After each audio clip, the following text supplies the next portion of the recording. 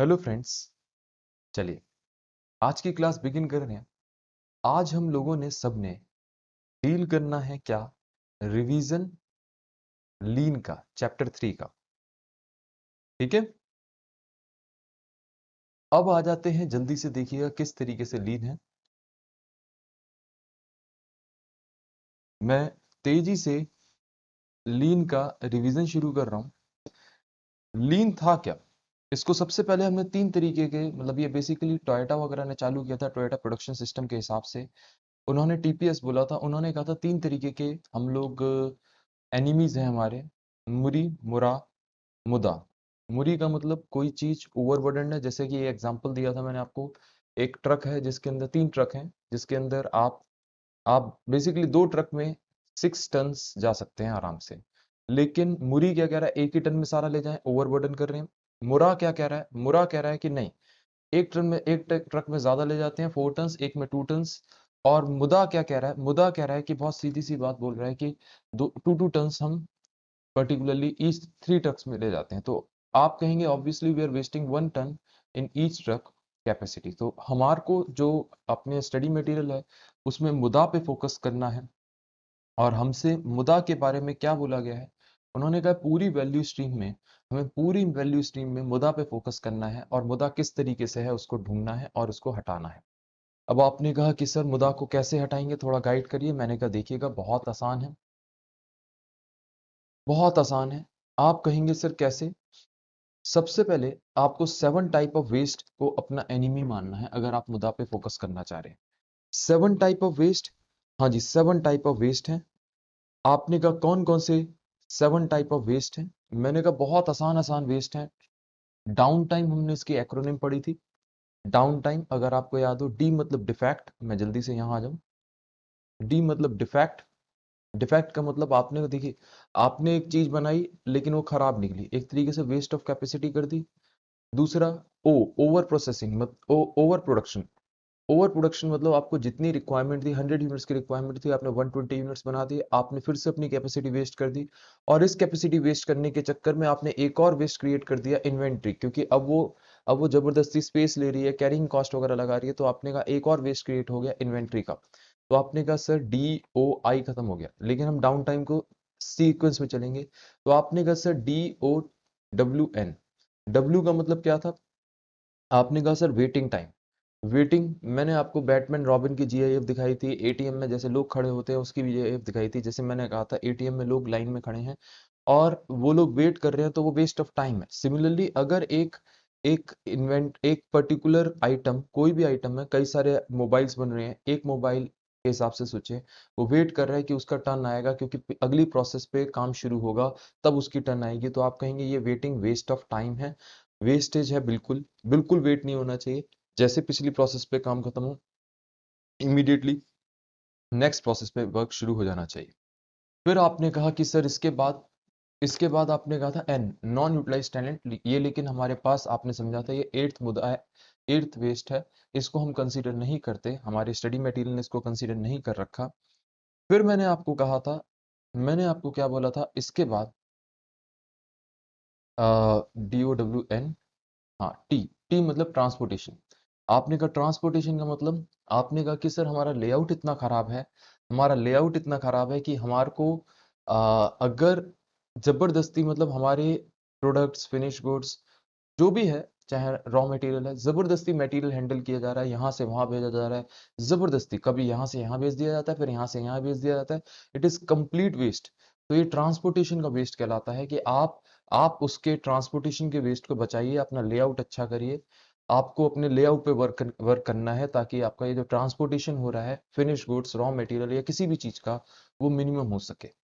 फिर आपने कहा सर टी आई, आई हो गया एम। एम मतलब मोशन। मैंने आपको पहले ही बताया था motion, time and motion study के बेस पे है। आपने भी देखा था एक जीआईएफ थी, एक आदमी इधर से इधर दौड़ रहा था, दूसरा आदमी इधर से इधर दौड़ रहा था, विदाउट एनी रीजन। मतलब वो टूल्स जो हैं उसके पास रखे होने चाहिए, जबरदस्ती की उसका मूवमेंट नहीं होना चाहिए। ये इलॉजिकल मूवमेंट हमारा एक काइंड का वेस्ट है। आपने अगर टूल्स उसके पास रख दिए तो सारा मूवमेंट ही खत्म हो गया। आपने कहा कि सर इस तरीके के मोशंस जो इलॉजिकल हैं उस पर हमें फोकस फोकस करना चाहिए। मतलब एक ह्यूमन कम से कम मूव करे। मैं आपको एक सीधी सी बात कर रहा हूँ, आप आप अपनी ऑफिस में भी बैठे हैं, आप अपने ऑफिस में बैठे हैं, आपका सारी चीज एक ही जगह पे होनी चाहिए, इतना इतना भी ना मूव करे। इस तरीके का अगर आपने अरेंजमेंट बनाया तो आप कहोगे आपने वेस्ट पूरी तरह एलिमिनेट कर दिया, क्योंकि आप सीधा सिर्फ एक ही जगह पे बैठे हैं, एक ही जगह कंसंट्रेट कर रहे हैं, आपको इधर नहीं मूव करना, उधर नहीं मूव करना, मोशन में आपको टाइम वेस्ट नहीं करना। फिर आपने कहा कि सर लास्ट होता है ओवर प्रोसेसिंग या एक्स्ट्रा प्रोसेसिंग, ई मतलब। तो आपने कहा ओवर प्रोसेसिंग का मतलब क्या होता है? मैंने कहा कि देखिए ओवर प्रोसेसिंग या एक्स्ट्रा प्रोसेसिंग का मतलब होता है, ओवर प्रोसेसिंग या एक्स्ट्रा प्रोसेसिंग का मतलब होता है, हम लोग कह रहे हैं कि जैसे हमने एक चार्जर का एग्जांपल लिया था, एक चार्जर का एग्जांपल लिया था जिसमें मैंने कहा था जबरदस्ती आपने इतनी पैकिंग करके उसको दिया है जिसकी रिक्वायरमेंट है ही नहीं। ठीक है, ये हमने डाउन टाइम समझा था। अब देखते हैं क्या, अब हम लोग टेक्निक्स देखते हैं जो हम फॉलो करते हैं लीन के अंदर। कई टेक्निक्स हैं, जिट है, काइजन है, 5S है, टीपीएम है, सेलुलर मैन्युफैक्चरिंग जिसे one piece flow production system भी कहते हैं, सिक्स सिग्मा है। ये सब हम लोग रिवाइज करने वाले हैं। इसमें से सिक्स सिग्मा मैं आपको ऑलरेडी करा चुका हूं, ठीक है, रिवाइज, इसलिए मैं वो रिवाइज नहीं कराऊंगा। चैप्टर 2 के साथ मैंने कराया था। अब जल्दी से आइए जिट पे। जिट होता क्या है? Just in time. Just in time के कुछ की एलिमेंट है, मतलब अगर आप जस्ट इन टाइम इंप्लीमेंट करना चाहते हैं तो आपको इन चीजों पे फोकस करना पड़ेगा। पहली क्या है? आपने कहा कि सर आपको रॉ मटेरियल की इन्वेंट्री रिड्यूस करनी पड़ेगी, और ये भी याद रखना होगा कि quality of raw material receive हो। उसको करने के लिए आप क्या करेंगे? आप सप्लायर से पहले ही डिस्कस कर लेंगे कि भाई मेरे को क्या चाहिए, एग्जैक्ट डेट एग्जैक्ट टाइम बता दो जब तुम मैं आपको बताने को तैयार हूं जब आप मुझे रॉ मटेरियल प्रोवाइड करेंगे। फिर आप उससे कहेंगे रॉ मटेरियल ना सीधा मेरे शॉप फ्लोर लेवल पे हो। और आप उससे कहेंगे तुम ना यहाँ तक डिलीवरी और क्वालिटी की खुद जिम्मेदारी लोगे, और मैं आपको डायरेक्टली बता दिया करूंगा कि मेरे को, जैसे मेरे पास मैंने एक बहुत अच्छा सिस्टम लगा रखा है जिससे जैसे ही मेरे यहाँ कुछ चेंज होता है, आपको ईआरपी सिस्टम में मेरे यहाँ कोई चेंजेस या रिक्वायरमेंट होती है आपको उसी समय पता चल जाएगा। अब आपने कहा कि अच्छा सर बिल्कुल इतना अच्छा सिस्टम है, हाँ इतना अच्छा सिस्टम है, तो जैसे ही रिक्वायरमेंट हो आप फुलफिल कर दीजिएगा। और स्मॉल डिलीवरीज में डिलीवर करिएगा, ये नहीं कि आप वेट करें कि बहुत ज़्यादा क्वांटिटी आएगी तभी डिलीवर करूंगा। स्मॉल डिलीवर पे डिलीवर करिएगा, जहां पे बिल्कुल शॉप फ्लोर लेवल पे डिलीवर करिएगा। अब हमने कहा यार क्वालिटी भी खराब हो सकती है, तो हमने अपने इंजीनियरिंग टीम वगैरह को क्या कहा, अपने अपनी इंजीनियरिंग टीम वगैरह को कहा कि आप एक काम करिए, हमने उनसे बोला कि आप एक काम करिए, आप ले जाके आप ले जाके अपना, मैंने लाइन गलत बोल दी, आप वहां जाके बैठिए, सप्लायर साइट पे जाके बैठिए, कुछ ले जाना नहीं है, आप सप्लायर साइट पे जाके बैठिए, वहीं पे उनकी प्रोसेसेस को इम्प्रूव करिए, और वहीं पे आप इंस्पेक्ट वगैरह भी करिए, वहीं पे सब कुछ करिए। पहले तो कोशिश करिए कि इंस्पेक्शन की जरूरत ही ना हो, उनकी प्रोसेस इतनी अच्छी हो जाए, और अगर जरूरत हो तो वहीं पे इंस्पेक्ट करिए, ताकि हमारे पास जो गुड्स हैं वो एकदम बढ़िया क्वालिटी के गुड्स हैं, हमारे पास मटेरियल अच्छी क्वालिटी का है। सेकेंड चीज हमें क्या याद रखनी है, हमें WIP की इन्वेंट्री पे फोकस करना है। हमें WIP की जब इन्वेंट्री को पर फोकस कर रहे हो तो हमें ये याद रखना है कि हमारे डिफेक्ट नहीं प्रोड्यूस होने चाहिए, हमारे हमारा स्क्रैप की कॉस्ट कम से कम होनी चाहिए, और और हम अच्छे से अच्छे गुड्स ही प्रोड्यूस करें। तो आपके लिए इसके लिए कुछ सब पॉइंट्स बने थे। जब आपने कहा कि सर आप WIP की इन्वेंट्री को रिड्यूस करना चाह रहे हैं, तो आपने सबसे पहले सोचा था कि हम एक काम करते हैं, अपनी सेटअप कॉस्ट को रिड्यूस करते हैं।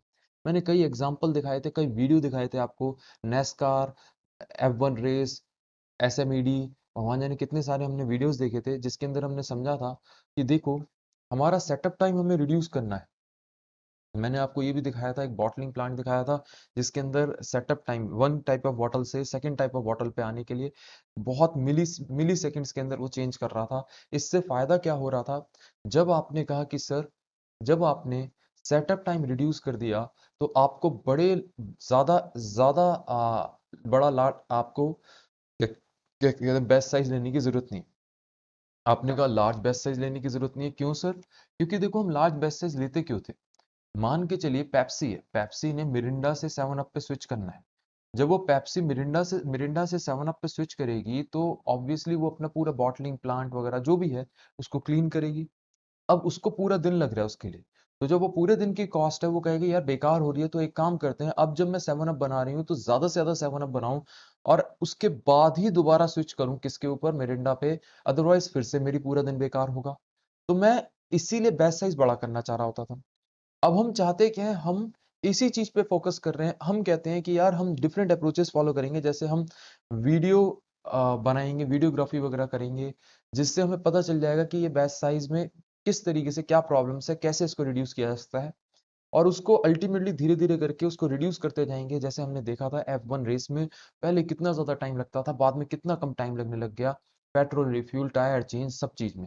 तो आपने कहा सिमिलरली हमारा फैक्ट्री के अंदर हम लोग बिल्कुल इसी तरीके से हर चीज के अंदर, मैंने आपको फैक्ट्री का भी दिखाया, जैसे बॉटलिंग प्लांट का दिखाया, तो आप कहेंगे कि यार हमारा सेटअप टाइम लीस्ट होना चाहिए, ये आपने कहा। ठीक है, इसके लिए आप डेफिनेटली आप इस पे वर्क अपॉन करेंगे कि लेंथी सेटअप टाइम ना हो, क्योंकि लेंथी सेटअप टाइम क्यों हो, क्या दिक्कत करता है, लेंथी बैच साइज ना हो। बड़ा बैच साइज क्या दिक्कत करता है, क्योंकि कब कब करते हैं बड़ा बैच साइज, अगर टाइम कंज्यूमिंग सेटअप है, टाइम कंज्यूमिंग होगा, एक्सपेंसिव भी होगा ऑब्वियसली, तो उसकी कॉस्ट को ज्यादा से ज्यादा यूनिट्स के बीच में डिवाइड करने के लिए आप बड़ा बैच साइज बना रहे होते हैं। अब इसमें एक प्रॉब्लम और आती है, आपने तो बना दिया, नेक्स्ट प्रोसेस पे जब गुड्स पहुंचे तो उसको पता चला अरे ये तो गुड्स खराब बन गए, तो आपने तो पूरा एक बार में बैच बनाया था, आपको पता ही नहीं चला, आपको तब पता चला जब नेक्स्ट प्रोसेस पे जाके पता देखा कि ये तो गुड्स खराब बन रहे हैं, तो जितने गुड्स बीच में बने थे वो सारे बेकार हो गए। इसीलिए आपसे कहते हैं कि आप क्या करेंगे, आपसे बड़ी सिंपल सी बात बोली, इसीलिए कि आप अपने बेस्ट साइज पे वर्क अपॉन करेंगे, आप अपना सेटअप टाइम पे वर्क अपॉन करेंगे, ये कहा। सेकेंड पॉइंट बोला कि यार सबके फ्लो को हमें सिंक्रोनाइज करना है, जैसे थ्योरी ऑफ कंस्ट्रेंट में पढ़ा था। सबके फ्लो को सिंक्रोनाइज करने का मतलब क्या होता है, मैंने कहा सबके फ्लो को सिंक्रोनाइज करने का मतलब होता है कि जिस स्पीड से हमारा हमारा बॉटलनेक पे वर्क हो रहा है उसी स्पीड से आप बाकी मशीन्स पे भी वर्क करें। अब इसको करने के कई तरीके हैं, थ्योरी ऑफ कंस्ट्रेंट्स वगैरह तो हम डील कर ही चुके हैं। यहाँ पे हम लोग पुल सिस्टम को और ज्यादा डेप्थ में पढ़ने वाले हैं। पुल सिस्टम क्या था, आपको याद होगा दो तरीके के सिस्टम थे, pull system and push system. Pull system में आप क्या करते थे, आपने कहा कि सर पुल सिस्टम में मान के चलिए, मैंने आपको एग्जांपल बहुत सारे दिए थे कान बान के लिए, एक लाइब्रेरी का एग्जांपल दिया था। तो पुल सिस्टम में क्या करते थे, जब डिमांड आती है उसके बाद हम गुड्स बनाना शुरू करते हैं। हमने डेल की वेबसाइट देखी थी, सब चीज समझी थी इस चीज के अंदर कि जैसे ही डिमांड आती है उसके बाद हम प्रोडक्शन शुरू करते हैं। बहुत लो क्वांटिटी ऑफ प्रोडक्शन पहले से करके रखते हैं, अदरवाइज जब डिमांड आती है तभी प्रोड्यूस करते हैं। अच्छा, और पुश सिस्टम में क्या होता था, पुश सिस्टम में आपने कहा कि सर हम पहले से इन्वेंट्री बना के रखते थे। हमने सैंडविच का भी एग्जांपल लिया था कि देखो हमारे पास 4 तरीके के सीजन और 4 तरीके की ब्रेड है, तो हम 16 टाइप ऑफ ब्रेड वो बना सकते हैं किसके अंदर, पुल सिस्टम के अंदर, डिफरेंट डिफरेंट वेराइटीज के हिसाब से 4 into 4 16 टाइप्स की। लेकिन पुश के अंदर हमें मजबूरन लिमिटेड टाइप की ही इन्वेंट्री रखनी पड़ेगी, क्योंकि हम ज्यादा इन्वेंट्री अलग अलग टाइप की नहीं रख सकते, क्या पता एक टाइप पे ज्यादा ऑर्डर आए दूसरी पे ना आए। तो आपने कहा कि सर इसमें भी पुल सिस्टम हमारी हेल्प करता है। तो आपने आपने ये कहा कि सर इसके लिए हमारे पास कई टेक्निक्स थी। पहली टेक्निक हमें सिखाई गई कानबान कार्ड। कानबान कार्ड एक तरीके का लाइब्रेरी कार्ड होता है, जैसे हम लाइब्रेरी से मान के चलिए ये बुक लेके आए, ये जब बुक लाए तो आपने इसमें से लाइब्रेरियन क्या करते हैं, लाइब्रेरियन इसके ऊपर लिख देते हैं कि आपकी इस तारीख को रिटर्न करनी है, कार्ड लेते हैं, कार्ड लगा देते हैं। आपने कहा अच्छा, अब कार्ड से पता चल गया कि ये बुक अब उस जगह पे नहीं है, आपके पास कार्ड है इसका मतलब बुक नहीं है। अगर ज्यादा कार्ड एक ही टाइप की बुक के आ रहे होते हैं तो लाइब्रेरियन को बड़े इमीडिएटली पता रहता है कि हमें क्या करना है, हमें इस टाइप की बुक को परचेज करना है और परचेज करना है, क्योंकि इसकी रिक्वायरमेंट ज्यादा है, इसकी क्वांटिटी और परचेज करनी है। ठीक है ना, बिल्कुल सेम चीज यहाँ पे है। यहाँ पे क्या है, आप शेल्फ पे जैसे ही चीज हटी, जैसे मान के चलिए आप एक वेयर हाउस में है, वेयर हाउस नहीं आप एक मॉल में है, आपने गुड्स खरीद के आप बाहर निकले डिपार्टमेंटल स्टोर से, आपने जैसे ही पे किया, अब तो RFID वगैरह से सीधा पता चल जाता है, इन्वेंट्री वगैरह अपडेट हो जाती है कि यार अब आइटम खत्म हो गया है। पहले क्या होता था, एक चिट होती थी, वो हटा लेते थे कि अच्छा ये अब अलग रख दिया, कि अब ये हटा लिया, अब हमें पता है इतनी हट चुके हैं, इसका मतलब इसकी डिमांड हमें करनी है, ये आइटम अब खत्म होता जा रहा है। तो आपने कहा कि सर बड़ी सीधी सी बात है, उसको अब मंगवाना पड़ेगा ना, जो हमने कार्ड हटाया उसमें से।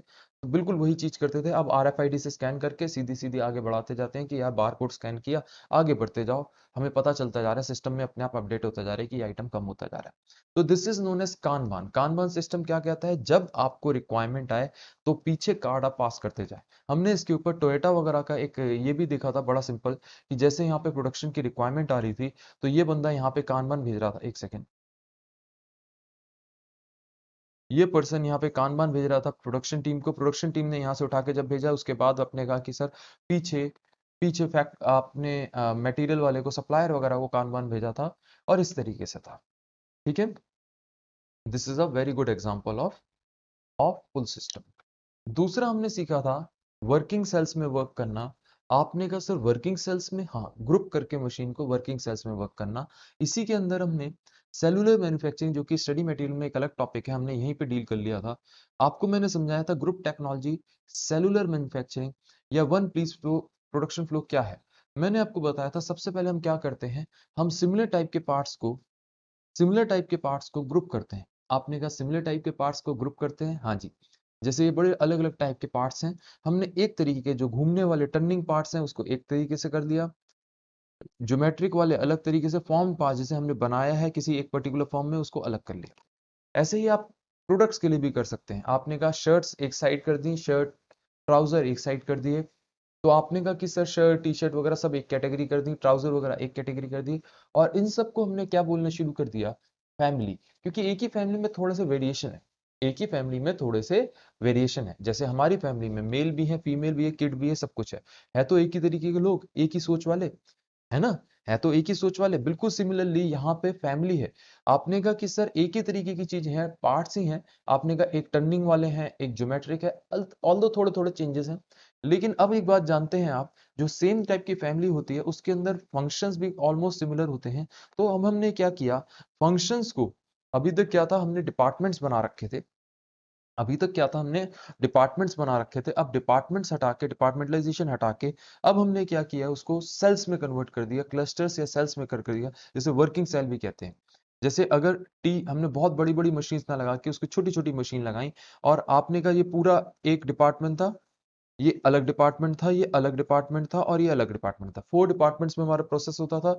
आपने कहा कि सर यहाँ से जैसे टर्निंग पार्ट्स थे, यहाँ जाते थे, फिर यहाँ जाते थे, फिर यहाँ जाते थे, फिर यहाँ जाते थे, बहुत बेकार ट्रांसपोर्टेशन था, बेकार में मूवमेंट था, ये बेकार के वेस्ट थे। तो आपने इसको बचाने के लिए क्या किया, आपने कहा कि सर एक ही क्लस्टर बना दिया, और उस पर्टिकुलर एक आइटम के लिए एक क्लस्टर, दूसरे आइटम के लिए दूसरा क्लस्टर, तीसरे के लिए तीसरा, मशीन्स का इस तरीके से सेल बना दिया। और कोशिश की कि हमारा ये सेल नगाड़े सेल हो, नगाड़े सेल मतलब यू शेप सेल हो, जिसमें एक ही पर्सन पूरा प्रोडक्शन करे, एक ही पर्सन पूरा प्रोडक्शन करे। टिपिकली 2 भी होते हैं, 3 भी होते हैं, इस तरीके का भी सेल होता है, एक यहाँ लगा पड़ा है, एक यहाँ लगा पड़ा है। तो आपने कहा कि सर इससे फायदा क्या होता है, इससे इससे फायदा, जब ये एक ही पर्सन प्रोड्यूस कर रहा होता है, इसने पहले फर्स्ट मशीन पे काम किया, फिर सेकंड पे काम किया, थर्ड पे किया, फिर फोर्थ पे किया, उसी आइटम पे, अगर कहीं मशीन सही नहीं चल रही थी तो उसने जिडोका खींच के उसने मशीन को वहीं रोक दिया। आपने कहा पहले जिडो का रोप होती थी, अब बटन है, बड़ी सीधी सी बात है, मतलब मशीन को वहीं वहीं के वहीं उसने स्टॉप कर दिया।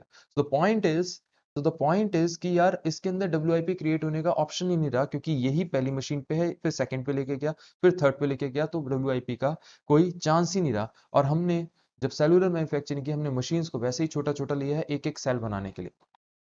इसके अंदर हमने ये भी समझा था कि ये देखिए, ये एक मिथ है कि छोटी मशीन्स एक्सपेंसिव आती हैं, बड़ी मशीन्स कॉस्टली आती हैं। ऐसा कुछ नहीं है, बल्कि छोटी मशीन्स हमारे को कॉस्ट ज़्यादा सेव करके देती हैं, हमारा इन्वेंट्री की भी कॉस्ट बहुत सेव करके देती है, और टोटल जो मशीन की कॉस्ट है वो भी ऑलमोस्ट इक्विवेलेंट होती है, और सर्टेन ओकेजन छोटी मशीन सस्ती आती है। ठीक है, तो ये एक तरीका था और डब्ल्यूआईपी को बचाने का। सेलुलर मैन्युफैक्चरिंग के हमने एडवांटेजेस वगैरह पढ़े थे, मैं रिपीट नहीं कर रहा हूँ। इसके बाद मैं नेक्स्ट पे आ रहा हूँ, सी। अगर आपको डब्ल्यूआईपी बचानी है, अब देखो आपने कितने चेंजेस लाए, आप कानबान ले आए, आप सेलुलर मैन्युफैक्चरिंग ले आए, तो आपको अपनी अपने वर्कफोर्स के अंदर भी चेंज लाना होगा, तभी वो डब्ल्यूआईपी बचाएगी। आपको वर्कफोर्स को पहले ही सिखाना होगा कि देखो, देखो जब आप जिडोका खींच रहे हो, जब आप जिडोका खींच रहे हो, जितनी देर में रिपेयर टीम वाला आ रहा है उतनी देर में तो आप कई चीजें खुद ही सही कर लोगे। जितनी देर में रिपेयर टीम वाला आ रहा है उतनी देर में तो आप कुछ आइटम्स को खुद ही से, कुछ छोटे मोटे डिफेक्ट्स को तो खुद ही सही कर लोगे, तो क्यों खुद नहीं कर रहे, क्यों उसका वेट कर रहे हैं? आपने कहा बात तो ठीक है, खुद ही कर लो। उसका वेट करने का लॉजिक क्या है? कोई लॉजिक नहीं है ना। तो आपने कहा बिल्कुल सही बात है, हम ये कहेंगे उसका पर्सन का वेट करने का किसी तरीके से कोई लॉजिक नहीं बनता। आपको छोटे मोटे रिपेयर्स हम खुद सिखाएंगे। तो ये चेंज लाना हमें जरूरी है। हमें हमें उसको, वर्कर को मल्टी क्रॉस फंक्शनल बनाना है, कि ये नहीं कि एक पर्टिकुलर पे ही काम कर सके, दूसरी पे भी वो कर सके, तीसरी पे भी काम कर सके। हमारे को वर्कर्स को सारी मशीन्स पे काम करने लायक क्रॉस फंक्शनल बनाना है, क्योंकि सेल्युलर में तो आपको पता है एक ही सेल में सब तरीके की मशीन है, तो उसको सब तरीके के काम आने चाहिए, ना कि सिर्फ ये। उसको ऑटोनोमस मेंटेनेंस भी आना चाहिए, छोटा मोटा मेंटेनेंस, जब तक रिपेयर टीम नहीं आ रही तब तक वो सही करे और उसका काम इंप्रूव हो। उसको क्वालिटी इंप्रूव करने के लिए क्या क्या करना चाहिए वो भी हमें सिखाना चाहिए। तो आपने कहा जिडोका, मैंने आपको बताई थी, वो है क्या बेसिकली? जिडोका यही कहती है, जिडोका एक रोप होती थी जिसको हम खींच देते थे, जैसे ही अगर कोई दिक्कत आती थी तो आपका बिल्कुल अच्छा खासा काम चल रहा होता था, लेकिन जैसे ही हमें दिखता था प्रोडक्ट सही नहीं बन रहा, हम जिडो का बटन दबा देते थे या रोप खींच देते थे, जिससे हमारी प्रोडक्शन रुक जाता था, और उसके बाद हम खुद ही ऑटोमेटेड तरीके से, ऑटोनोमस तरीके से अपने आप ही छोटे मोटे रिपेयर्स कर लेते थे, अगर रिपेयर टीम को आने में टाइम लग रहा है, क्योंकि हमें सिखा रखा है। फिर हमें यहाँ पे अपना सिस्टम, इनवॉइसिंग सिस्टम चेंज करना पड़ेगा। हमें यहाँ पे बैक फ्लशिंग के हिसाब से इनवॉइसिंग करना पड़ेगा। ये मैं अभी 1 मिनट में बैक फ्लशिंग पे लेके आ रहा हूँ। फिर आपने कहा कि सर अब आ गए अकाउंटिंग सिस्टम में, इनवॉइसिंग सिस्टम पे। आपने कहा वो क्या होता था? हमें बैक फ्लश करना होता था। बैक फ्लश का मतलब, अब देखो, जब आपने कह दिया अपने सप्लायर से कि तू सीधा आके फैक्ट्री फ्लोर पे डिलीवर कर दे, भाई उसने इनवॉइस नहीं भेजा, वो छोटे छोटे आइटम्स, छोटे छोटे आपने उससे कहा क्वांटिटी में गुड्स डिलीवर कर, वो जल्दी जल्दी गुड्स डिलीवर कर रहा है, वो बेचारा, उसकी क्या गलती? वो इनवॉइस बनाए या गुड्स डिलीवर करे? तो आपने लेटेस्ट से पहले आप 2 टाइम्स मंगवाते थे विद इन अ मंथ, अब आप 1000 टाइम्स मंगवा रहे हैं within a month. It is not possible for a supplier to deliver invoices, gate pass etcetera for whole 1000 units. हम भी गेट पास वगैरह सारी चीजें हटा देते हैं, हम कहते हैं सीधा तू फैक्ट्री के शॉप फ्लोर लेवल पे ही डिलीवर कर। जब आप ऐसा करते हैं तो इसमें क्या प्रॉब्लम आई? वो बेचारा इनवॉइस नहीं बना पाया, क्वांटिफाई नहीं हो पाया कि कितने यूनिट्स आए कितने नहीं आए। अब हम कहते हैं आप चिंता ना करो, हम आपको अपने हिसाब से पे करेंगे, आपको ये तो पता है कितने यूनिट्स बनाए? वो कहता है हाँ मेरे को ये पता है। हम कहते हैं तू एक ही इनवॉइस बना, चार चार इनवॉइस, 1000 इनवॉइस मत बना, do not make 1000 invoices, rather you make 1 invoice only. हम कहते हैं कि देखो, हम कहते हैं हमारा फिनिश गुड्स प्रोड्यूस हुए लेटेस्ट से 1000 यूनिट्स, लेटेस्ट से 1000 मतलब हमने चश्मे बनाए, सनग्लासेस बनाए, for which we require 2 lenses, we require 2 lenses, so obviously we purchased 2000 lenses। उसने कहा हाँ 2000, लेकिन हमने कहा यार स्क्रैप भी हुए हमारे कुछ लेंस, लेटेस्ट से 500 लेंस स्क्रैप हो गए। तो हमने उससे कहा कि भाई 2500, लेकिन उसने कहा मैंने 2500 नहीं सप्लाई किए। हमने कहा नहीं नहीं, एक चीज रह गई, कि कुछ क्या पता हमारे पास इन्वेंट्री पड़ी हो, उसका एडजस्टमेंट और देख लेते हैं। ओपनिंग क्लोजिंग इन्वेंट्री का एडजस्टमेंट करके हमें पता चल गया कि अल्टीमेटली हमने कितने यूनिट्स उससे मंगवाए हैं। उसने कहा हाँ अब आप सही निकाल रहे हैं, लेकिन इसके अंदर एक बहुत बड़ा खतरा है जो मैं आपको दिखाता हूँ। बैक फ्लैश के अंदर आइएगा नीचे, 1 मिनट। बैक फ्लैश तभी कामयाब है जिट के अंदर, पेज 3-20 पे हूँ, जब आपकी प्रोडक्शन रिपोर्टिंग सही हो, स्क्रैप रिपोर्टिंग सही हो, इन्वेंट्री रिपोर्टिंग सही हो, अदरवाइज बैकफ्लैश फेल है।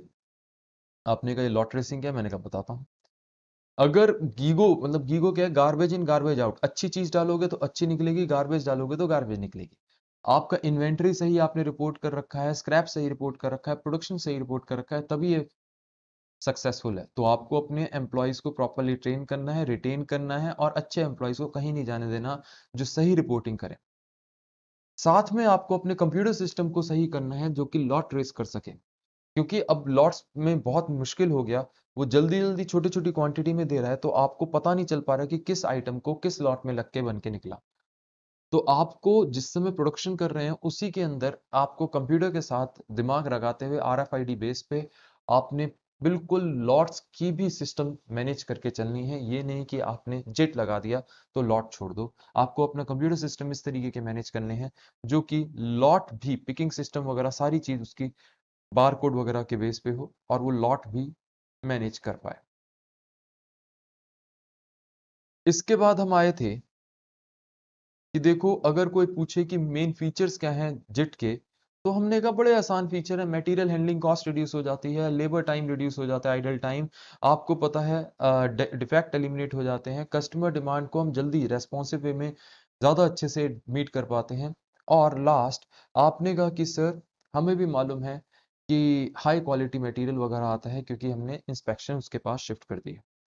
अच्छा, प्री रिक्विजिट्स क्या हैं जिट के? आपने कहा हम हमारे पास प्री रिक्विजिट्स क्या हैं, बहुत ज़्यादा क्वांटिटी वैरायटी नहीं होनी चाहिए गुड्स की, हमारे वेंडर जो हो रिलायबल हो, अच्छे हों, ये नहीं कि हमने उसको सिलेक्ट कर लिया लेकिन वो बाद में डिच कर जाए, बाद में डिले कर दे।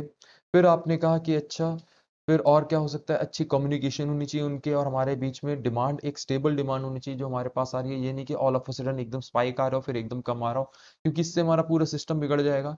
टीक्यूएम हम इम्प्लीमेंट करें, डिफेक्ट फ्री मटेरियल आ रहा हो, और प्रिवेंटिव मेंटेनेंस जो कि टीपीएम में हमने डील करना है वो हम अप्लाई कर रहे हैं। अच्छा, आपने कहा सर परफॉर्मेंस मेजर्स बहुत इंपॉर्टेंट होते हैं, जिसे केपीआई भी कहते हैं।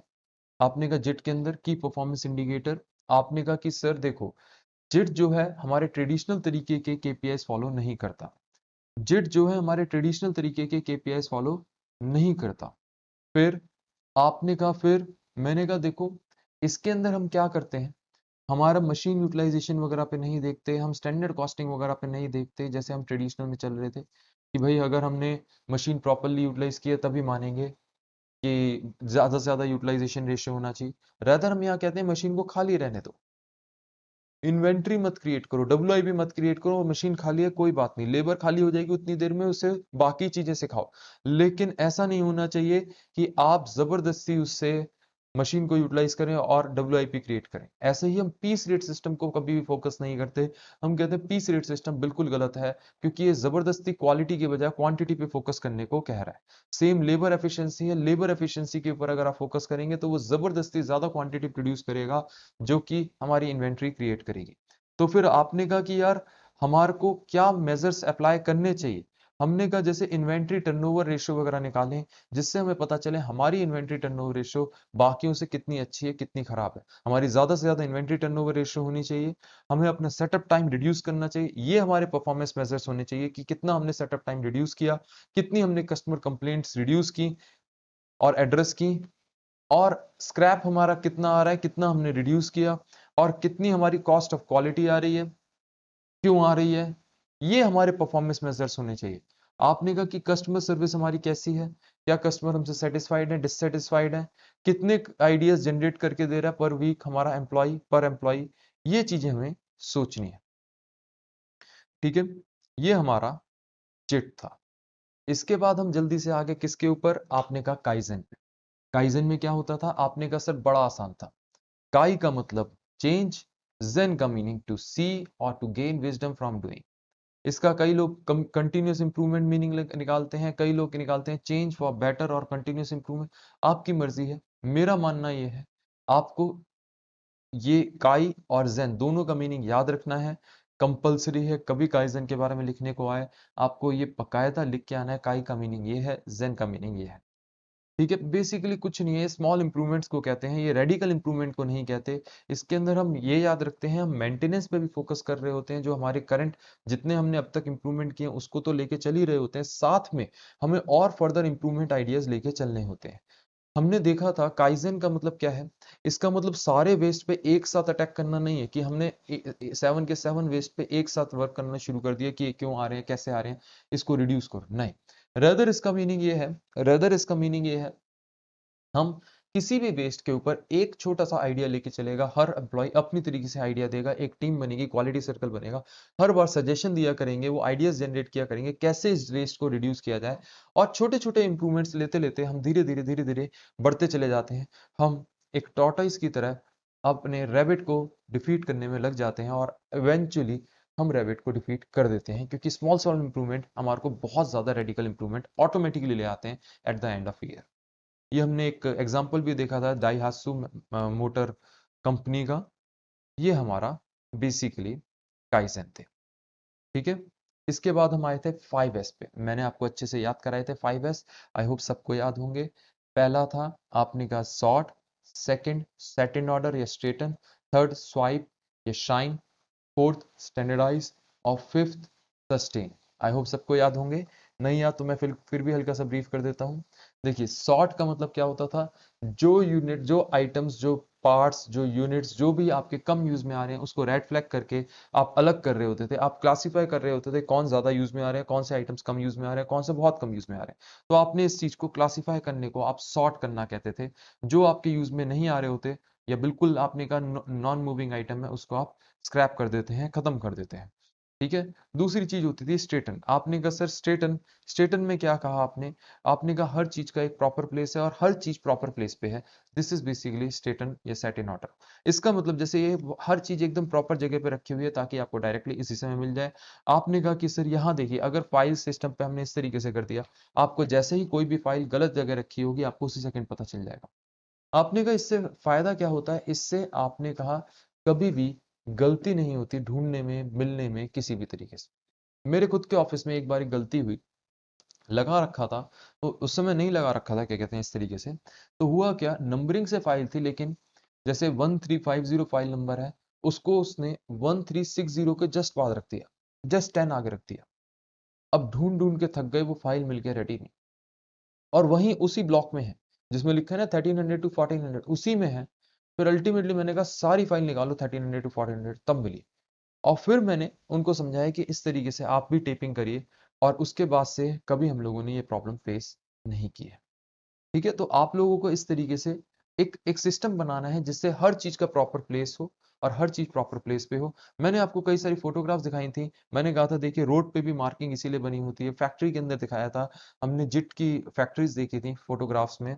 आपको मैंने होंडा का एग्जांपल दिया था, होंडा का सर्विस सेंटर या किसी भी कार का सर्विस सेंटर, वो हर चीज जगह पे रखते हैं, हर चीज उनकी वहीं पे सेट तरीके से होती है। अगर कार का की सर्विस होनी है तो एक पर्टिकुलर एरिया बना रखा है, उसी जगह जाकर होगी, इधर उधर नहीं होगी। ठीक है। फिर आपने कहा सर शाइन, हर चीज क्लीन, ताकि आपका अगर स्पिल हो, आपका डस्ट हो, अगर कोई डैमेज हो, कुछ भी हो, एक्सेस हो कोई चीज, तो आपको क्लियरली दिखाई दे। तो आपको आपको क्या करना है, चाहे आप सीईओ हो चाहे कोई भी हो, आपको खुद डेली क्लीनिंग एक्टिविटीज में पार्टिसिपेट करना है, अपने यहाँ, अपने ऑफिस में, अपनी फैक्ट्री में। ताकि डिफरेंस आपको देखा था, लेफ्ट साइड पे अगर कोई मशीन में दिक्कत आती है पता भी नहीं चलेगा, जबकि राइट साइड पे अगर कोई दिक्कत आती है आपको उसी सेकंड दिख रहा है कि आफ्टर ऑल प्रॉब्लम है तो कहाँ है, किस वजह से। नेक्स्ट आपने कहा सर स्टैंडर्डाइज, आपको स्टैंडर्ड सेट करने हैं, एसओपीज, आपको स्टैंडर्ड ऑपरेटिंग प्रोसीजर सेट करने हैं कि किस काम को करने के लिए क्या क्या करना है। हमने एक एग्जांपल समझा था, जैसे टॉयलेट क्लीनिंग है, पहले ये क्लीन करना है, फिर ये करना है, फिर वो करना है, फिर वैसे करना है, इस तरीके से स्वीपर से कुछ भी नहीं छूटेगा। अदरवाइज आप भी जानते हैं, आपने भी देखा है, कुछ टॉयलेट्स में, चाहे गवर्नमेंट हॉस्पिटल हो चाहे कहीं भी हो, वहां पे गंदगी रहती है, जबकि कुछ जगह पे वही चीज बहुत साफ तरीके से होती है। क्यों, दोनों जगह एसओपी हैं, एक जगह फॉलो हो रहे हैं, एक जगह नहीं हो रहे। तो आपको उस एसओपी पे बहुत फोकस करना है। और जो मैंने अभी बोला फॉलो हो रहे नहीं हो रहे, आपने कहा सस्टेन, सस्टेन का मतलब क्या है, आपने कहा सस्टेन का सिंपल सी मीनिंग है कि ये नहीं, ये वन टाइम प्रोसेस है, इसको आगे करने के लिए आपको बड़ी मेहनत करनी पड़ेगी, क्योंकि एक बार करना आसान है, रिपीटेडली यही चीज करना सबसे मुश्किल है। आपने कहा कि सर एम्प्लॉय भी घबराते हैं, वो भी करना नहीं चाहते, वो भी स्टेटस को पसंद करते हैं, तो आपने कहा उनका स्टेटस को आपको तोड़ना है। सस्टेन तो आपको बार बार कंटिन्यूस इंप्रूव ये तो करते ही रहना है और आगे भी इंप्रूव करना है। इसके बाद आपने कहा सर टोटल प्रोडक्टिव मेंटेनेंस। इसके बाद आपने क्या बोला, total productive maintenance. Total productive maintenance क्या था, मैंने आपको सिखाया था टोटल प्रोडक्टिव मेंटेनेंस में हम इक्विपमेंट पे वर्क कर रहे होते हैं। किस पे वर्क कर रहे होते हैं, हम इक्विपमेंट पे फोकस कर रहे होते हैं, हम उस पे फोकस नहीं कर रहे होते प्रोडक्ट्स पे। अब हम इक्विपमेंट पे कर रहे हैं, क्योंकि हमें मालूम है इक्विपमेंट को अगर अच्छे से चलाया तो डिफेक्ट खत्म हो जाएंगे, डाउन टाइम खत्म हो जाएंगे, स्टॉपेज, एक्सीडेंट, बहुत सारी चीजें खत्म हो जाएंगी, अल्टीमेटली आपके गुड्स भी अच्छे बनेंगे, आपकी जो मैन पावर है वो भी हेल्थी रहेगी। तो इस चीज के लिए हमने 8 पिलर्स सीखे थे हाउस ऑफ टीपीएम में। हमने 8 पिलर्स सीखे थे अच्छे से, जिसमें हमने समझा था बेस जो होता है वो 5S होता है, और 8 पिलर्स क्या है, हमने समझा था पहला पिलर है ऑटोनोमस मेंटेनेंस। मतलब हर वर्कर को हमें छोटी मोटी रिपेयर सिखानी चाहिए कि मशीन सही से वो खुद अपने आप सही कर सके। ये नहीं कि जब तक रिपेयर टीम आ रही है तब तक आप खाली बैठे हैं। मेरे यहाँ अगर ट्यूब खराब हो जाती है तो इसका मतलब ये नहीं है जब तक बिजली वाला नहीं आएगा तब तक वो ट्यूब चेंज नहीं होगी। बड़ी सीधी सी बात है, अगर मेरा मेरा पर्सन चेंज करता है, इन द मीन वाइल अगर कोई मेजर डिफेक्ट लग रहा होता है तो वो कॉल कर देता है, अदरवाइज वो कॉल नहीं करता इलेक्ट्रिशियन को। ठीक है, छोटे मोटे रिपेयर्स वो खुद करते रहते हैं। प्लांट मेंटेनेंस, टाइमली बेस पे आपको अपने यहाँ चीजें सही कराते रहने हैं, नहीं तो आप भी जानते हैं, मैं भी जानता हूं कि दिक्कत हो जाएगी। आपने कहा दिक्कत हो जाएगी, बात ये वाली समझ में नहीं आई। मैंने कहा देखो, मेंटेनेंस एक ऐसी चीज है, याद रखना दोस्तों, अगर जैसे कार को टाइमली सर्विस नहीं कराओगे तो अचानक आप एक दिन कहीं जा रहे होगे और कार वहीं पे बीच में खराब हो जाएगी। आपको टाइमली मेंटेन करते रहना है कि इंजन ऑयल पूरा है यानी क्या कमी है क्या नहीं है, वाटर पूरा है यानी सब चीज चेक करते रहने का पर्पस होता है timely plant maintenance. Quality maintenance, आपने कहा क्वालिटी मेंटेनेंस, अगर प्रोडक्ट अच्छी क्वालिटी का नहीं बन रहा तो डिफेक्ट क्यों आ रहा है, उसके रूट कॉज को एनालाइज करने को आप कहते हैं क्वालिटी मेंटेनेंस, और उसको फिर आप उसको वर्क करना कि ये आखिरकार कैसे रिजॉल्व होगा। ये प्रॉब्लम रिजॉल्व कर देंगे तो प्रॉफिट अपने आप बढ़ जाएंगे। आपने कहा कि सर अच्छा, इम्प्रूव इंडिविजुअल और फोकस्ड इंप्रूवमेंट, इसके नाम से ये थोड़ा सा हटके है। बेसिकली ये कह रहा है कि यार आपको प्रोडक्ट, पूरे प्रोडक्ट में एक एम्प्लॉय को कई फंक्शन सीखने हैं, क्रॉस फंक्शनल टीम होनी चाहिए जो कि पूरे पूरे प्रोडक्ट पे फोकस करे, ना कि एक पर्टिकुलर फंक्शन पे। इसीलिए इसका नाम इंडिविजुअल फोकस्ड इंप्रूवमेंट है कि वो पूरा फोकस किस पे करे, प्रोडक्ट पे, इंडिविजुअल प्रोडक्ट पे, और वो किस पे फोकस ना करे, फंक्शन पे फोकस ना करे। अर्ली इक्विपमेंट मैनेजमेंट, आपने कहा कि सर जब हम प्रोडक्ट बनाना शुरू करते हैं, मैंने आपको समझाया था कि देखो शुरू में कुछ डिफेक्ट्स आते हैं। एग्जांपल हमने कुकरी का भी लिया था, बहुत सारे एग्जांपल लिए थे जिसमें हमने समझाया था पूड़ी जब इनिशियली डालते हैं तो जरूरी नहीं फर्स्ट पूड़ी सही बन के निकले। आपने भी देखा था जरूरी नहीं फर्स्ट पूरी सही बन के निकले, अगर सही बन के निकली तो टेम्परेचर सही है ऑयल का, और सही बन के नहीं निकली इसका मतलब ऑयल का टेम्परेचर सही नहीं है। तो आपने कहा कि सर इनिशियल आइटम्स कई बार सही नहीं चल रहे होते, तो अगर कुछ कमियां हैं पास्ट में, जो कमियां हमें पता चली थी पिछली बार जब प्रोडक्शन रन किया था, और साथ में इनिशियल स्टार्टअप पे कुछ एरर्स हैं, अगर हम उसको सही कर दें तो जो अर्ली इक्विपमेंट मैनेजमेंट है, शुरुआत में इक्विपमेंट को सही से मैनेज करके अब हम प्रोडक्शन को जब शुरू करेंगे तो बहुत अच्छा हमारा प्रोडक्शन होगा। एजुकेशन एंड ट्रेनिंग, हमें याद रखना है हमें स्टाफ को प्रॉपर ट्रेनिंग देनी है, क्योंकि ऐसा नहीं होना चाहिए कि यार एक पर्सन को तो बहुत आता है टीम में, दूसरे को कुछ नहीं आता। अगर एक को अच्छे से आता है तो उसको क्या करना, अब क्या हुआ हमने क्रॉस फंक्शनल टीम्स बनाई हैं, अब क्या हुआ एक एक पर्सन एक फंक्शन पे वर्क नहीं कर रहा, कई फंक्शन पे वर्क कर रहा है, आप भी कर रहे हैं, दूसरा भी कर रहा है, तीसरा भी कर रहा है। आपको एक फंक्शन के बारे में ज्यादा पता है और दूसरे को दूसरे फंक्शन के बारे में, तो आपको मैं क्या करूंगा, आपको टीचर बना दूंगा बाकियों को सिखाने के लिए कि आप बाकियों को इस फंक्शन के बारे में सिखाइए, सेकंड को सिखा दूंगा कि आपको, आप सबको सिखाएं। इस तरीके से हम चलेंगे। Safety, health and environment, obviously हमारा वर्क स्पेस जो होना चाहिए सेफ, हेल्थ और हेल्थी एनवायरनमेंट वाला होना चाहिए। ये नहीं कि किसी वजह से किसी का एक्सीडेंट हो, कुछ भी हो, कोई गैस निकल रही हो। मैंने आपको एग्जांपल बताया था, स्टेरलाइट नाम की एक फैक्ट्री थी जिसको चेन्नई में बंद कर दिया गया था क्योंकि एनवायरमेंटल फैक्टर थे। आपका वर्क इस तरीके से होना चाहिए कि किसी भी तरीके से आपका कोई एक्सीडेंट ना हो, कोई किसी तरीके से कोई सेफ्टी की एम्प्लॉय या सोसाइटी को हजार्डस ना हो। और ये लास्ट ऑफिस टीपीएम, ये आपको सिर्फ फैक्ट्री में नहीं लगाना, अपने ऑफिस में भी लगाना है, ये कहा गया। इसके बाद हमने सीखा था, देखिए 6 टाइप के लॉसेस होते हैं, 6 टाइप के लॉसेस होते हैं टीपीएम में, होते 3 टाइप के हैं, वो सब कैटेगरी मिला के 6 हो जाते हैं। Availability, performance and quality. Availability 2 parts की है, आपने कहा कौन कौन सी, machine breakdown for more than 10 minutes, और सेटअप चेंज ओवर टाइम, मतलब आपने एक टाइप की मशीन से दूसरी, मतलब एक टाइप के प्रोडक्ट से दूसरे टाइप के प्रोडक्ट पे जब आप चेंज कर रहे हैं मशीन को, उसे आप सेटअप कहते हैं। जैसे मैंने बॉटलिंग प्लांट का एग्जांपल दिया था कि एक टाइप की बॉटल से दूसरी टाइप की बॉटल में फिलिंग के लिए जा रहे हैं, तो सेटअप टाइम और जो आपका मशीन ब्रेकडाउन है मोर देन 10 मिनट्स, आप कहते हैं ऑब्वियसली उस टाइम पे मशीन मेरी अवेलेबल ही नहीं थी प्रोडक्शन के लिए, ये आपने अवेलेबिलिटी का लॉस बोला। सेकंड लॉस बोला आपने परफॉर्मेंस का। परफॉर्मेंस लॉस का मतलब क्या है, आपने कहा कि यार हमने क्या किया, मशीन को छोटे मोटे, मान के चले ओवरहॉलिंग वगैरह के लिए, इंस्पेक्शन के लिए, जैम के लिए, पेपर फंस गया प्रिंटर में, वो सब चीजों के लिए आप कह रहे हो मशीन तो थी, प्रिंटर तो अवेलेबल था, लेकिन छोटी मोटी इश्यूज थे, माइनर स्टॉपेजेस थे, जिसकी वजह से हमारी परफॉर्मेंस की स्पीड रुक गई। जितनी स्पीड से हमें परफॉर्म करने चाहिए थे, जितने आइटम हम प्रोड्यूस करने चाहिए थे, हम उतने आइटम्स नहीं कर पाए। स्पीड, या फिर आप कह लीजिए मटेरियल या मशीन की प्रोडक्शन की स्पीड इसलिए भी स्लो हो सकती है कि यार मटेरियल जिस क्वालिटी का आना चाहिए था उससे ज्यादा कॉम्प्लेक्स आ गया या थोड़ा डिफरेंट टाइप का आ गया, तो आपको उसको एडजस्ट कराना पड़ रहा है मशीन को, जिसकी वजह से आप कह रहे हैं आपका प्रोडक्शन का स्पीड वो नहीं आ रही जितनी आनी चाहिए। तो 2 रीजन होते हैं, या तो आप स्पीड स्लो पे प्रोड्यूस कर रहे हैं या फिर आपके माइनर स्टॉपेजेस हैं। लास्ट आपने कहा क्वालिटी, क्वालिटी के प्रोडक्ट्स नहीं बन के निकल रहे, आपने कहा यार या तो स्टार्टअप में आपके एरर्स आ रहे हैं जिसकी वजह से आपने कहा कम आइटम्स बन पा रहे हैं, और जो बन रहे हैं वो स्टार्टअप में ही आपने देखा कि यार खराब बन रहे हैं। फिर आपने मशीन एडजस्ट करके सही कर दी, जब प्रोड्यूस किया फिर भी डिफेक्ट आए, तो जो एक तो हो गए स्टार्टअप डिफेक्ट्स, दूसरे हो गए नॉर्मल डिफेक्ट्स। तो प्रोडक्ट डिफेक्ट्स और स्टार्टअप डिफेक्ट्स आपकी क्वालिटी के डिफेक्ट होते हैं। हमें तो चाहिए कि डिफेक्ट फ्री गुड्स प्रोड्यूस हो, डिफेक्ट आए नहीं। तीनों को मिला के मतलब तीन तरीके के होते हैं, अवेलेबिलिटी रेशियो, परफॉर्मेंस रेशियो और क्वालिटी रेशियो। अवेलेबिलिटी रेशियो मतलब जितना टाइम हमने, आपने कहा कि डिनोमिनेटर में क्या आता है अवेलेबिलिटी में, कि कितना टाइम अवेलेबल था, कितना टाइम हमारी मशीन अवेलेबल थी। और न्यूमरेटर में क्या आता है, आप कहते हैं कि यार कि अल्टीमेटली उस उस टाइम में हमने कितनी देर वर्क किया, अवेलेबल रन टाइम कितना था। फिर आपने कहा कि परफॉर्मेंस, जितनी देर हमने वर्क किया उसमें से जो आइटम प्रोड्यूस किए उस पर कितना टाइम लगना चाहिए था, मतलब जितनी देर वर्क किया वो आ जाएगा डिनोमिनेटर में, और जो आइटम प्रोड्यूस किए उस पर कितना टाइम स्टैंडर्ड बेस पे लगना चाहिए था वो आ जाएगा न्यूमरेटर में।